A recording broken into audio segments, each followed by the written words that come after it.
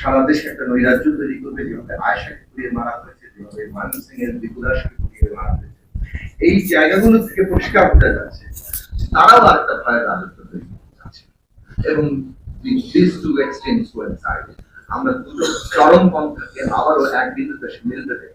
একটা ফ্যাসিবাদকে আমরা পরাজিত করেছি, মানে বলতে পারা যায় যে সরকারের পতন ব্যবস্থা এখন পাল্টায়, খুব দ্রুতই আরেকটা ফ্যাসিবাদী শক্তি এমার্জ করতে চাইছে। এবং যে কোনো ফ্যাসিবাদের লক্ষণ হচ্ছে যে সে আগে প্রথমত এই যে মব ভায়োলেন্সের কথা বলছে, সে একটা গোষ্ঠী তৈরি করে, তার মূল ফেসটার সামনে আসে না, তার নিজের কতগুলো গোষ্ঠী তৈরি করে, মনে হয় যেন জনতা একটা জিনিসকে প্রতিষ্ঠা করতে চাইছে, এবং তারা জনগোষ্ঠী তৈরি করে তাদের নিজেদের আইডিওলজি কিংবা তার লক্ষ্যকে প্রতিষ্ঠা করতে চায়, এবং তারপরে ধীরে ধীরে তার রাজনৈতিক এখন বাংলাদেশের সিদ্ধান্ত নিতে হবে আমরা ফ্যাসিবাদের পথে যাব না আমরা ডেমোক্রেসির পথে যাব। জুলাই গণঅভ্যুত্থানের পরিষ্কার রাজনৈতিক এবং তার সমস্ত মানে লক্ষ্য যেটা সর্বান্তকরণে প্রকাশিত হয়েছে, শহীদের রক্তের মধ্য দিয়ে, সমস্ত আহত যোদ্ধাদের মধ্য দিয়ে, সমস্ত অংশগ্রহণকারীর মধ্য দিয়ে বাংলাদেশ একটা গণতান্ত্রিক রাজনৈতিক ব্যবস্থা প্রতিষ্ঠা করবে।